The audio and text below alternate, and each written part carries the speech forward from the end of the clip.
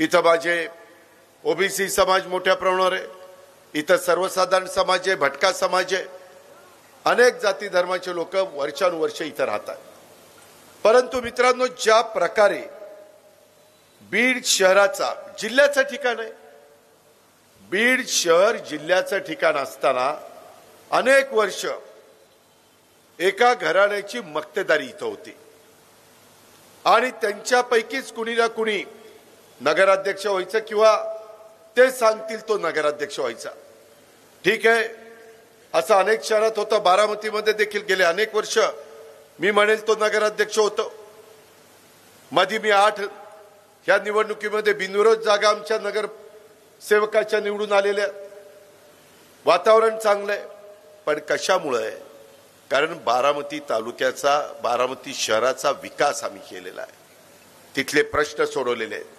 तिथल्या व्यापाऱ्यांना फोन करून विचारा तिथं सुविधा कशा आहेत, तिथं वागणूक कशी मिळते, तिथं गुंडगिरी चालते का, तिथं दहशत कुणाची खपून घेतली जाते का, तिथं वेडेवाकडे प्रकार खपून घेतले जातात का, तिथली कायदा सुव्यवस्था कशी आहे, तिथं पाणी रोजच्या रोज मिळतं की नाही, तिथं अंडरग्राऊंड ड्रेनेज झालं की नाही, तिथं उद्यानं केलीत की नाही, तिथं क्रीडांगणं केलीत की नाही, तिथं नाना पार्क केलं की नाही, मुलांना खेळायला वेगवेगळ्या प्रकारची खेळणी बसवलीत का, लोकांना सकाळी चालायला चांगल्या प्रकारच्या सुविधा दिल्यात का, ह्या सगळ्या गोष्टी आम्ही तिथं केलेल्या आहेत। परंतु मी ज्यावेळेस ह्या जिल्ह्याचा पालकमंत्री झालो त्यावेळेस आल्यानंतर मी बघितलं, अरे अरे रे, काय खड्डे, काय रस्ते, काय अवस्था।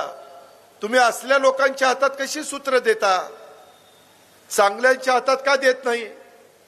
तुमच्या इथं मी सहज कार्यकर्त्यांना विचारलं, काही चांगल्या प्रकारचं उद्यान केलंय का? ते म्हणले आमच्या नदीमध्ये चमन केलंय, चमन, आणि तिथं गांजा उडत बसतात म्हणले। काय कपाळ जिच्या आयला यांच्या ही अवस्था। अरे माझ्या इथं नदी येऊन बघा, करा नदी। आचार्य अत्रेंनी करेच्या काठावर जे पुस्तक लिहिलंय ते वाचा, ते करा नदी बघा, तिथली स्वच्छता बघा, तिथली झाडं बघा। इथं अजून अंडरग्राऊंड ड्रेनेज आहे, जिल्ह्याचं ठिकाण। इथं लाईटच्या तारा वरनं माझ्या इथनं जमिनीतनं अंडरग्राऊंड केबल टाकलेत, जाऊन बघा। मी खोटं नाही सांगत। अरे बीडकरांनो, आता तुम्हाला राग येऊ द्यात, मी आता चांगल्या पद्धतीनं तुम्हाला श्रीमती पारवे प्रेमलता दादासाहेब ह्या सेवानिवृत्त नायब तहसीलदार आहेत, त्यांनी नायब तहसीलदार म्हणून काम केलंय। प्रशासन कसं चालवायचं त्यांना माहिती आहे। ती आपली लाडकी बहीण आहे, बाकीच्या लाडक्या बहिणी इथं बसल्यात, काही माझी पुरुष मंडळी इथं बसली, तिथे लाडक्या माझ्या बहिणी आहेत।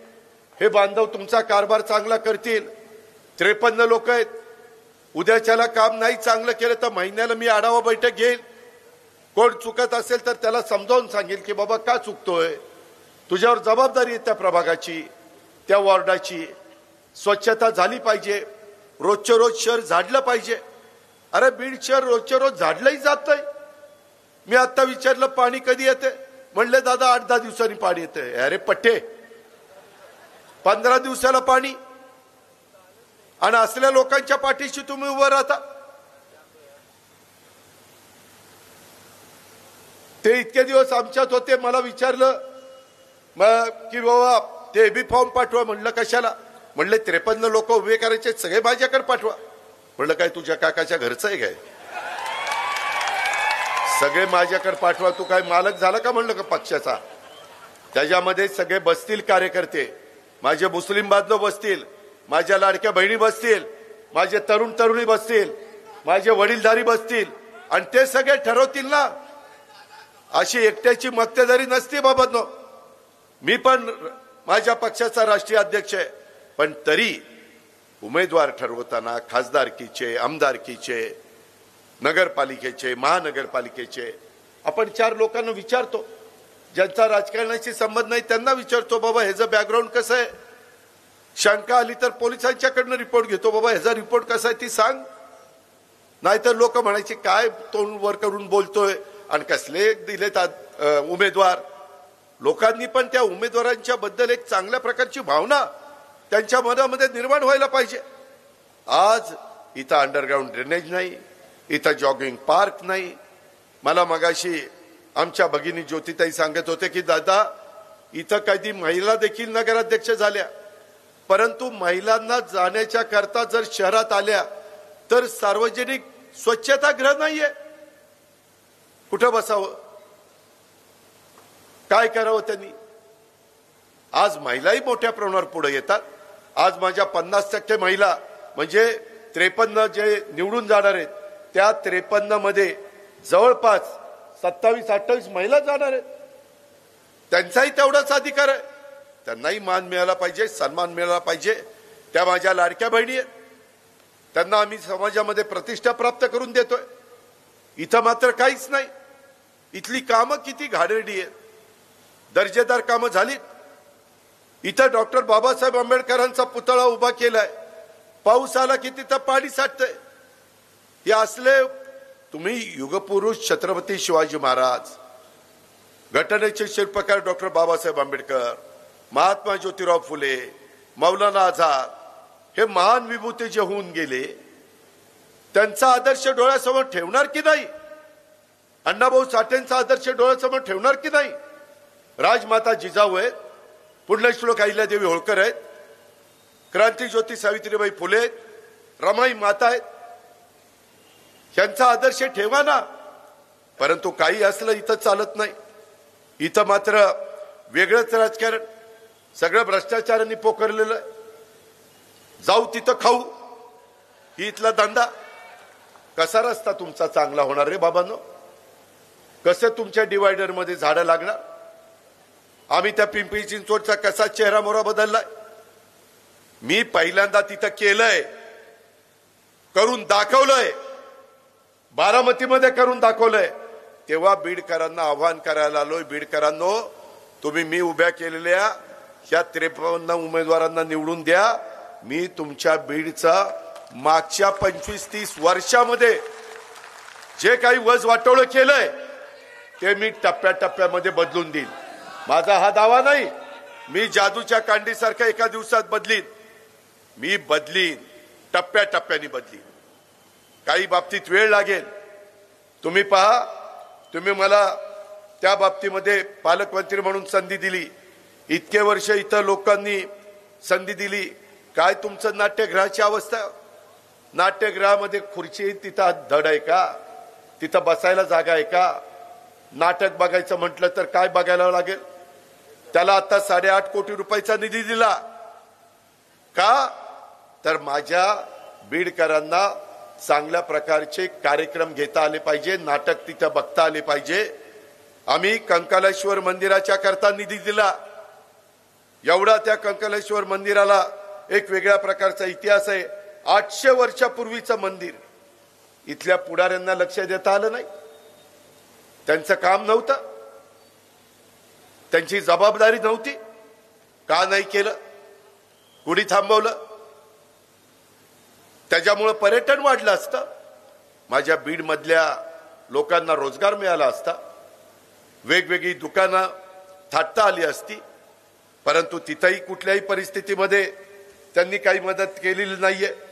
मित्रांनो, नुसतं एवढंच नाही, एकंदरीतच ह्या बीडमध्ये काम करत असताना मी पाहिलंय की एकंदरीत इथं लोकांच्या मध्ये एकमेकाला फूट पाडून लढवायचं आणि यांनी मजा बघायची. असं नाही चालत.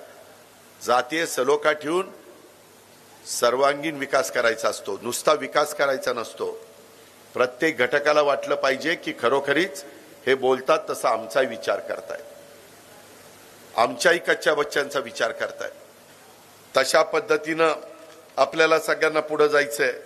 मित्रांनो, तुम्ही मला सांगा, तुम्ही मला पालकमंत्री केल्यानंतर मी CIIT एक महत्वाकांक्षी 200 कोटी रुपयाचा प्रकल्प हा इथं माझ्या बीडमध्ये आणलाय.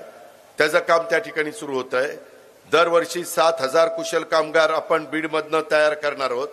आणि ह्याच्यामध्ये त्यांना कुठं ना कुठं रोजगार मिळणार आहे, त्यांच्या हाताला काम मिळणार आहे, कारण ते कुशल कामगार आहेत. अकुशल कामगारांना काम मिळत नाही, म्हणून आम्ही कुशल कामगार करणार आहे. प्रत्येक जिल्ह्यामध्ये ते CIIT आम्ही करतोय. आता आपल्या गडचिरोलीला केलेलं आहे, माझ्या पुण्यात काम चाललंय, आमच्या रत्नागिरीला काम चाललंय, ठाण्याला काम चाललंय, त्याच्यामध्ये नांदेडला मंजूर केलंय, संभाजीनगरला मंजूर केलंय, बीडला मंजूर केलंय. हे केलं पाहिजे. नुसती भाषणं करून किंवा पद घेऊन चालत नाही. लोकांच्या प्रश्नामध्ये लक्ष घालून लोकांच्या अडचणी सोडवण्याच्या करता सत्तेचा वापर केला पाहिजे. सत्ता येत असते, सत्ता जात असते. ताम्रपट घेऊन कुणीच जन्माला आलेलं नाहीये. आम्हाला माहितीये कधी ना कधी आम्हालाही तिथपासून बाजूला जावं लागणार आहे. परंतु जोपर्यंत आम्ही आहोत तिथं बसलोय तोपर्यंत आम्ही लोकांचे प्रश्न सोडवणार. सकाळी 6ला उठून आम्ही काम करतोय. इथं कोण सकाळी उठतं, कोण काम करतं? मी तिथं वेगवेगळ्या क्रीडांगणावर लोक खेळत असतात, फिरत असतात. त्यांना विचारलं काय केलं पाहिजे, काय नाही केलं पाहिजे. मित्रांनो, इतके दिवस, किती वर्ष इथल्या पुढाऱ्यांनी सांगितलं, किती खासदार होऊन गेले, मला खासदार करा, मी रेल्वे चालू करणार. एकाने तरी केली.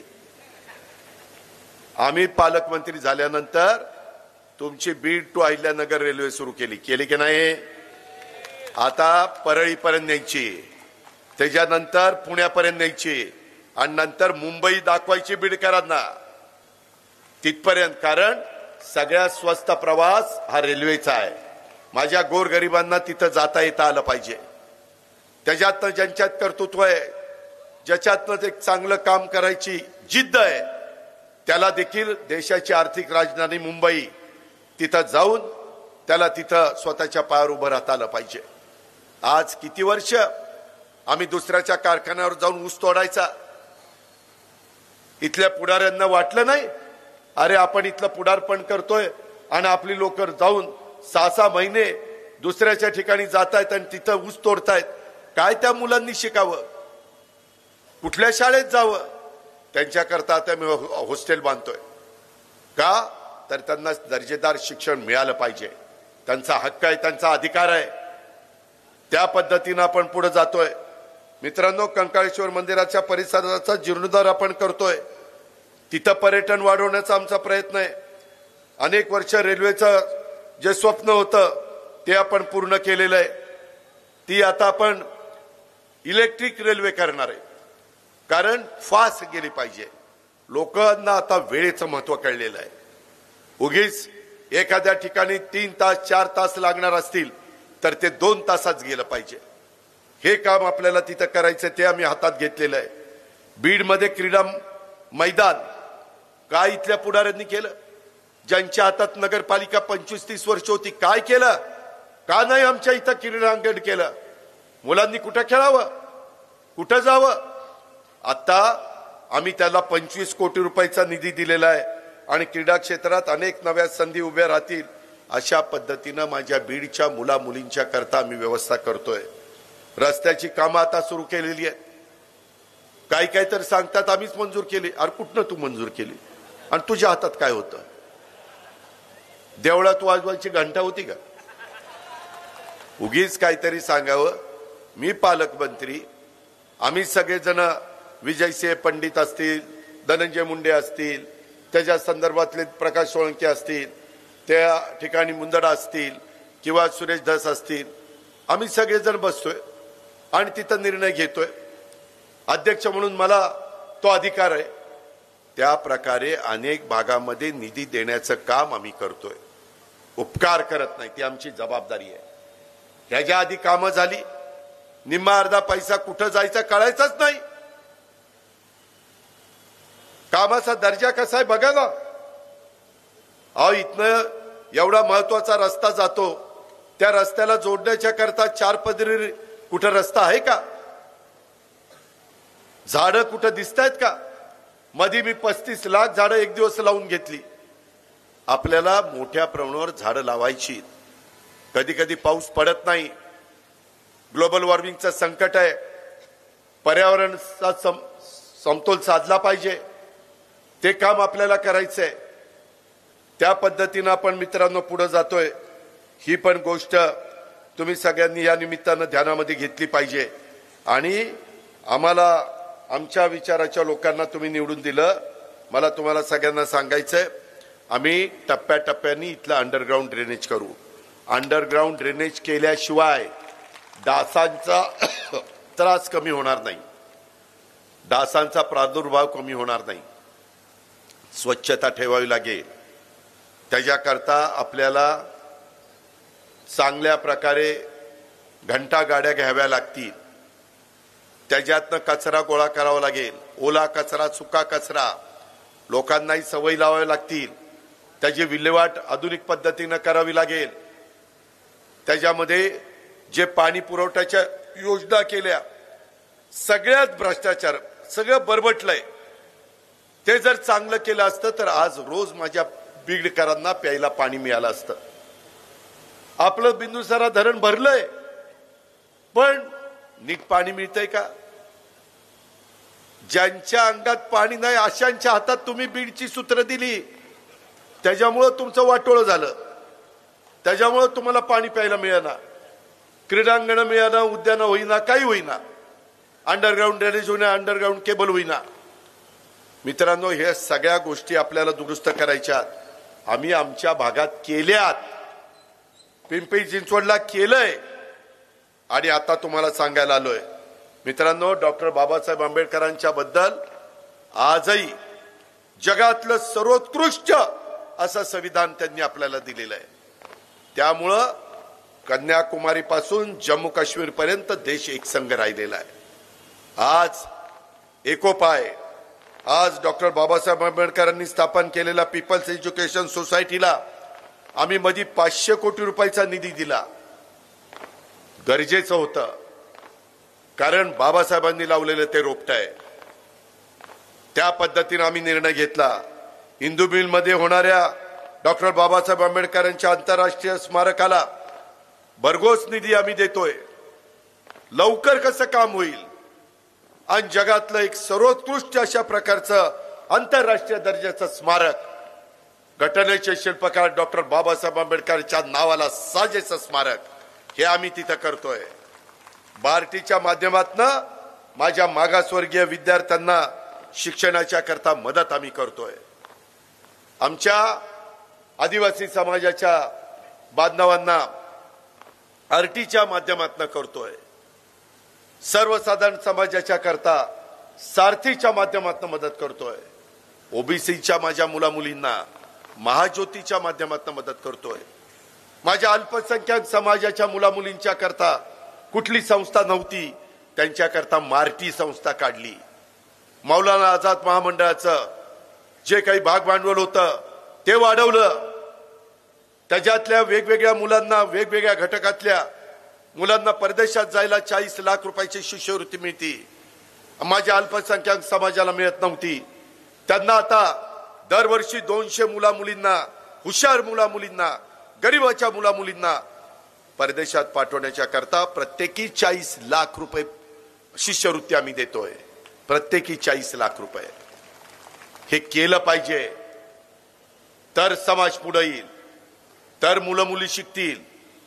मुला-मुलींच्या मध्ये कर्तृत्व आहे, परंतु त्यांना पाठबळ दिलं पाहिजे। मी आत्ताच गेल्या आठवड्यात पुण्याच्या पालकमंत्री म्हणून माझ्या जिल्ह्यातली गोरगरिबांची जिल्हा परिषदेच्या शाळेतली आणि नगरपालिकेच्या शाळेतल्या मुलांचं सिलेक्शन केलं आणि त्यांना नासाला पाठवलं, नासाला, परदेशात। तशा पद्धतीनं मला माझ्या बीड जिल्ह्यातली मुलं मुली पाठवायची। त्यांनी तिथं जाऊन बघितलं पाहिजे। त्यांच्या आई बापाची पाठवण्याची ऐपत नाही, कारण ते गरीब आहेत। अरे पण त्या मुलांचा काय दोष आहे? तो जर हुशार असेल तर त्याला पाठवलं पाहिजे। आम्ही डीपीडीसीच्या खर्चाने पाठवेन, काय घाबरू नका, मी आहे तुमच्या पाठीशी। आपण समाजाला चांगल्या पद्धतीने सुधारू, पण त्याकरता तुमची मला साथ पाहिजे। नाहीतर तू लढ आणि मी कपडे सांभाळतो, जातात पळून तुझ्या मायला, तसलं नाही चालणार। मी जीव तोडून सांगतोय, घसा कोरडा करून सांगतोय, इथं ज्योतिताईंची, अनिलची, आमच्या सगळ्यांची साथ आम्हाला आहे.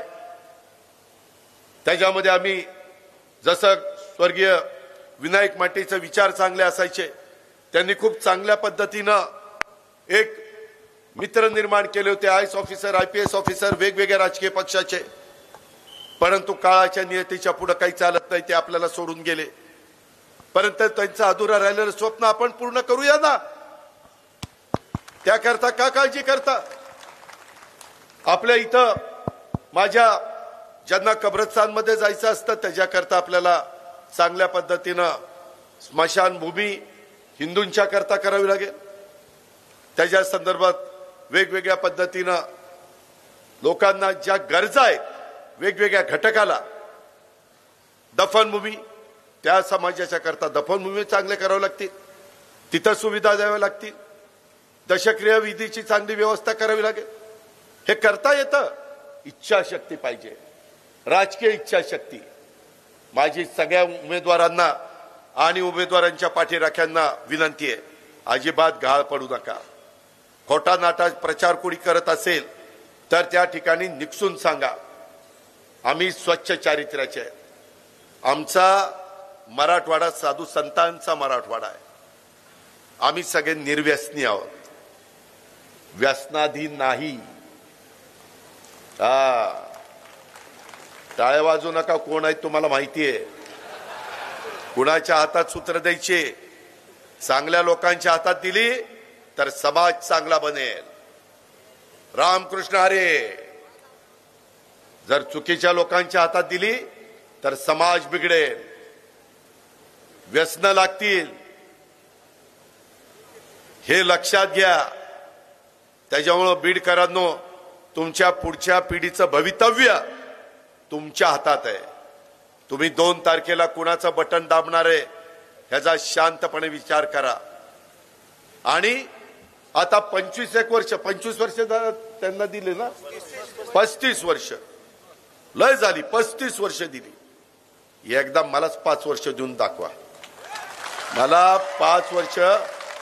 त्यांच्या 35 वर्षात जे काही होऊ शकलं नाही चांगली कामं, तो हा अजित पवार 5 वर्षात तुम्हाला करून दाखवेल. पण तुमची साथ पाहिजे आणि मी सांगेल तसं वागलं पाहिजे. मी चांगलंच वागायला सांगेन, चुकीचं सांगणार नाही. काळजी करू नका. या पद्धतीनं बाबांनो आपण सगळेजण पुढे जाऊ. ह्या निवडणुकीच्या निमित्तानं वेगवेगळ्या काही लोकांनी काही पण मागण्या केल्या. अशा कसल्याही मागण्या, रास्त मागण्या असतील, आम्ही तुमच्या पाठीशी आहे. योग्य सांगाल, आम्ही त्याच्याकरता जीवाचं रान करू, संपूर्ण ताकद तुमच्या पाठीशी उभी करू. पण चुकीचं सांगितलं तर आम्ही ऐकणार नाही. आम्ही शिवशाहू फुले आंबेडकरांच्या विचारधारा जोपासण्याचं काम करतोय, अतिशय सक्षमपणे करतोय. अनेक अर्थसंकल्पात राज्यातील वेगवेगळ्या नगरपालिकांना आपण निधी देत असतो. मी त्याच्यामध्ये तुम्हालाही विकासाच्या करता मदत करण्याचं काम त्या बाबतीमध्ये करीन. बीड शहरातले काही प्रमुख रस्ते ज्याच्यातनं कॉन्क्रिटीकरणाची गरज असेल, सुशोभीकरण करण्याची गरज असेल, ते काम आपण त्या बाबतीमध्ये करू. बीड शहरालगत 500 एकर जागेवर MIDC आहे. त्याच्यामध्ये अजून काही गोष्टी करण्याची गरज आहे. तिथं काही सुविधा देण्याची गरज आहे. इथल्या नागरिकांना शुद्ध आणि नियमित पाणी पुरवठा हे आपल्याला देण्याची गरज आहे. महावितरणची थकबाकीचा प्रश्न आहे. भली मोठी थकबाकी करून ठेवली. जुन्यांनी काही झोपा काढल्या का? थकबाकी कशी झाली? वेळच्या वेळेला पैसे का भरले नाही? मोमीनपुरा, गांधीनगर यासारखे भाग आजवर अविकसित राहिलेले आहेत. तेथील स्थानिक सुविधांच्या कडे जाणीवपूर्वक लक्ष उद्याच्या काळामध्ये तुम्ही माझे 53 उमेदवार निवडून दिले तर आम्ही त्या ठिकाणी देऊ. त्याबद्दल आपण काळजी करू नका. भारतरत्न डॉक्टर बाबासाहेब आंबेडकरांच्या पुतळ्याची जे काही पाणी तिथं साठतं त्याचं सुशोभीकरण करू. त्याच्यामध्ये ज्या सुधारणा करायच्या त्या करू. या शहराला ऐतिहासिक वारसा जपणार जे काही श्री क्षेत्र कंकलेश्वराचं मंदिर आहे, शहनशाहवाली दर्गा आहे, खंडेश्वरी माता आहे, ह्या इतर वारसा स्थळांना विकासाच्या करता आपण त्या ठिकाणी मदत करू. बीड शहराच्या सर्वांगीण विकासाचा आराखडा तयार करून हे बीड शहर स्मार्ट कसं करता येईल ह्याबद्दलचा आपण सगळे मिळून प्रयत्न करू। मित्रांनो, मला काहींनी सांगितलं, दादा म्हणले काही लोक इथली लय भारी आहेत। म्हणलं काय रे? म्हणले बीड शहराच्या परिसरामध्ये काही जमिनीवर जाणीवपूर्वक आरक्षण टाकतात। आरक्षण टाकलं की ते आरक्षणवाल्याला वाटतं की आता जमीन आपल्याला कुणाला तरी द्यावी लागेल। घेणारे हेच, आरक्षण टाकणारे हेच आणि त्या बिचाराला मातीत घालणारे हेच।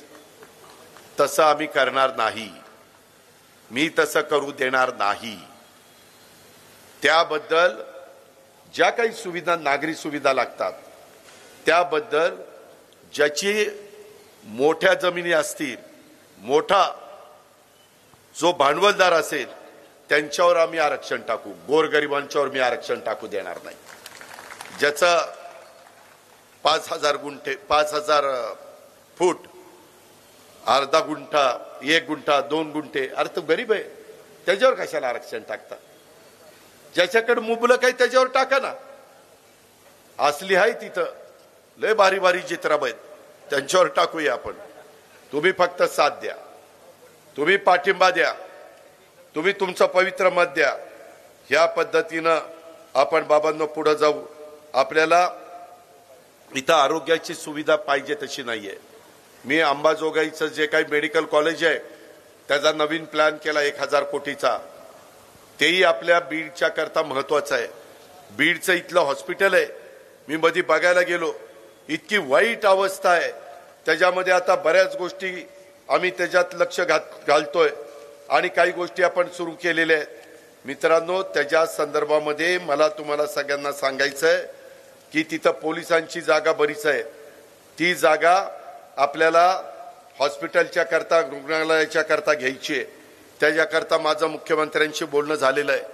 तिथं आपण चांगल्या प्रकारच्या सुविधा, माझं बीड मराठवाड्यातलं एक महत्वाचा जिल्हा आहे, इथं गोरगरीब समाज आहे, त्या समाजातल्या लोकांना पुण्या मुंबई सारख्या ठिकाणी जाऊन आरोग्याचे उपचार, आरोग्य सुविधा ह्या मिळवून घेता येत नाही। अशा करता इथल्या गरिबांच्या करता इथं सगळ्या सुविधा देण्याचं काम हे आपल्याला त्या बाबतीमध्ये करायचं। त्याचं पण मी बजेट केलेलं आहे, ते बजेट देखील जवळपास 1,000 कोटी रुपयाचं झालेलं आहे। त्याच्यामध्ये पण टप्प्याटप्प्यानी आपल्याला मदत ही करावी लागणार आहे। तुम्ही काळजी करू नका, राज्य सरकारच्या वेगवेगळ्या योजना आहेत, त्या योजनांच्या माध्यमातून आपण त्या ठिकाणी करू। आणि हे सगळं करत असताना मला तुम्हाला सगळ्यांना सांगायचं आहे, बीड जिल्हा रुग्णालय इथं कार्डियाक कॅथलॅब कार्यान्वित करण्यासाठी डीपीडीसीच्या माध्यमातून मंजुरी आपण दिलेली आहे, त्याकरता आवश्यक निधी आपण देतोय। माझ्या बीड जिल्ह्यातल्या नागरिकांना पुणे मुंबई सारख्या महानगरासारख्या सुविधा स्थानिक पातळीवर उपलब्ध करून देण्याच्या करता हे काम आपण करतोय। बीड जिल्ह्यातल्या माता आणि बाल संगोपन रुग्णालयामध्ये मॉड्युलर ओटी, मॉड्युलर लेबर रूम, जिल्हा रुग्णालय बीड यासाठी देखील आपण मदत करतोय। बीड शहरातून वाहणारी बिंदुसरा नदी बऱ्याच वर्षापासून स्वच्छता न झाल्यामुळे तिथं झाडं झुडपं होती, गाळ जमा झालेला होता, त्या नदीच्या प्रवाहात अडथळा निर्माण झालेला होता। बीड शहरातील 6 किलोमीटर लांबीचं नदी पात्र स्वच्छ केलं, 1400 टन गाळ काढला, कचरा काढला। त्यामुळे पावसाळ्यात 3 वेळा अतिवृष्टी होऊन देखील शहरामध्ये पूर परिस्थिती आली नाही। आली का?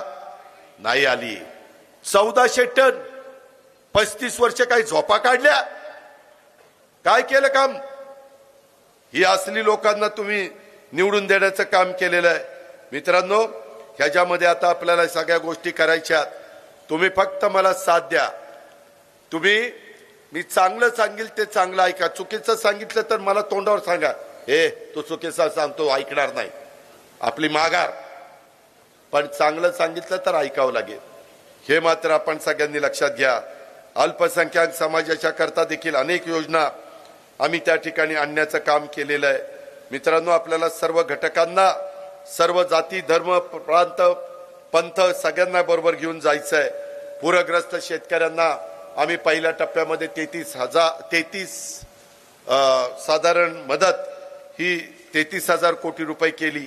नंतर पुन्हा पाऊस पडला, पुन्हा 11,000 कोटी, असे 44,000 कोटी रुपयाची मदत, माझ्या लाखांचा पोशिंदा याला पुन्हा उभं करण्याच्या करता आपण त्या ठिकाणी करतोय। बीडकरांनो, आता आपल्याला उद्याच्याला कृत्रिम बुद्धिमत्ता ही कृषी क्षेत्रामध्ये आणावी लागेल। अत्याधुनिक तंत्रज्ञानाचा वापर आपल्याला करावा लागेल। आता वेगवेगळ्या क्षेत्रामध्ये AI म्हणजे आर्टिफिशियल इंटेलिजन्स ह्याचा वापर हा करावा लागतोय। जगाने ते मान्य केलंय, महाराष्ट्र सरकारने मान्य केलंय। आपल्याला आपल्या मुलांना पण ते शिकवावं लागेल। जसं संगणक आपण शिकवला, इन्फॉर्मेशन टेक्नॉलॉजी, बायोटेक्नॉलॉजी आपण शिकवली, तसं कृत्रिम बुद्धिमत्ता देखील आपल्याला त्या बाबतीमध्ये शिकवावं लागेल। आणि त्याच्यातून आपल्या बीडच्या माझ्या बांधवांना, माझ्या मुलामुलींना, नवीन पिढीला हे पुढे घेऊन जावं लागणार आहे। ह्याबद्दलचा पण विचार आपण सगळ्यांनी केला पाहिजे, ते आम्ही करू। आपण बघा,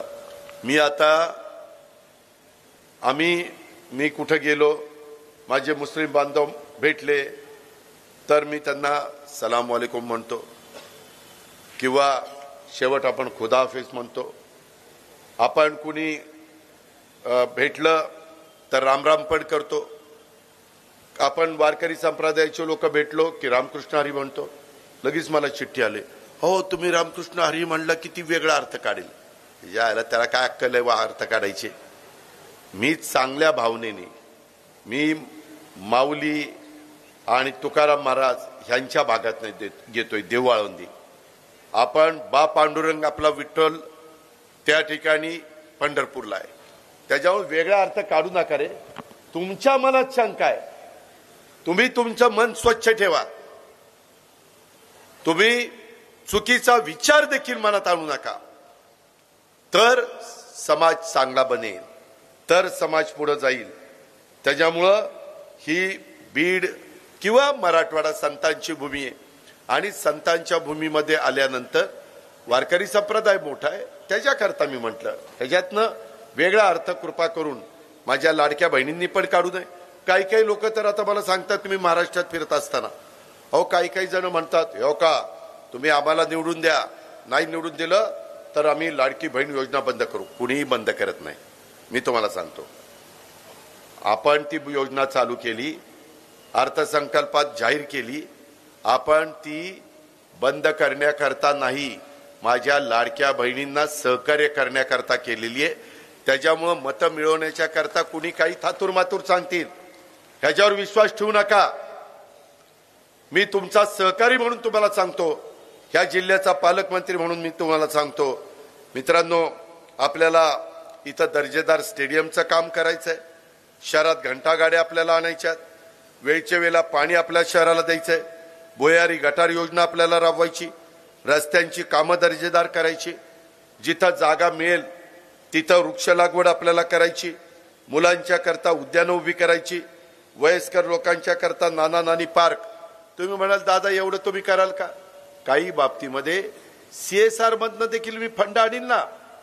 मोठे मोठ्या उद्योगपतींचा CSR असतो, तोही आपण आणू शकतो, ते आम्हाला शक्य आहे। तुमच्यामुळे आमच्या ओळखी वाढलेल्या। परवा मी बिहारला पाटण्याला गेलो होतो, शपथविधी नितीश कुमार साहेबांचा, सगळ्या देशातले अनेक मुख्यमंत्री उपमुख्यमंत्री आम्ही सगळे जमलो होतो, एकमेकाच्या ओळखी होता, त्याचा फायदा आपल्या बीडकरांना करून द्यायचा आहे। मित्रांनो, सुभाष रोडवर असलेले विजेचे खांब तेथील दुकानाची शोभा घालवत आहेत, त्याच्यामध्ये काही ठिकाणी रस्ते कॉन्क्रीट केलेत किंवा डांबरी केलेत, आणि ते लाईटचा खांब मधीच आहे। ती कधी काढायचा? ती काढायला नको, काढायला डोकं लागतं। आता काहींना डोकीच नाही तर काय करू, अक्कलच नाही। त्याच्यामध्ये आपल्याला हे सगळं करायचं आहे। सुभाष रोडवर पार्किंगच्या अडचणीमुळे तिथे ट्रॅफिक निर्माण होतं, ते होऊ नये त्याच्याकरता जनावरांच्या दवाखान्याच्या इथं काही वेगळी पार्किंगची व्यवस्था करता येईल का? नवीन ज्या गोष्टी आता वेगवेगळ्या चांगल्या शहरामध्ये राबवल्या जातात, त्या कुठल्या गोष्टी माझ्या बीड शहरामध्ये राबवल्यानंतर माझ्या बीडकरांचा फायदा होणार आहे ते आपण करूया। स्टेडियम ते भाजी मंडईपर्यंत सुभाष रोडला जोडणारा रस्ता 30 वर्षापासून प्रलंबित आहे, तो आपल्याला करायचा आहे. 30 वर्ष रस्ते प्रलंबित राहतात. ह्या गोष्टी मित्रांनो आपल्याला सगळ्यांना करायच्या. म्हणून बीडकरांनो, आता काहींनी उमेदवारी देत असताना काहींना थांबावं लागलं, लगेच काही आमच्यावर नाराज झाले, लगेच निघून गेले, लगेच आम्हाला नाही मतदान करायचं असं नाहीये. शेवटी जनता जनार्दन सर्वस्व आहे. तुम्ही तुमचे मालक आहात. त्याच्यामुळं बीडकरांनो ही एक चांगली संधी तुम्हाला चालून आलेली आहे. 35 वर्ष तुम्ही त्यांना संधी दिली. 5च वर्ष मला द्या, 5च वर्ष. मी 5 वर्षामध्ये आता द्यायचे का नाही ते तुमच्या हातात आहे, बीडकरांच्या हातात आहे. तुम्ही जर दिलं तर तुम्ही पण म्हणाल हा बोलला तसा वागला, आणि खरोखरीच मागच्या 35 वर्षाच्या कारकिर्दीमध्ये जे बीडकरांना मिळायला पाहिजे होतं ते दिलं गेलं नाही, ते उद्याच्या 5 वर्षामध्ये देण्याच्या करता हा अजित पवार जीवाचं रान करेल. आणि या 53च्या 53 उमेदवारांना बरोबर घेऊन मी तुम्हाला ह्या सगळ्या कामामध्ये, विकासाच्या कामामध्ये मदत करील, अशा प्रकारचा शब्द ह्या जाहीर सभेच्या निमित्तानं मी आपल्या सगळ्यांना देतो.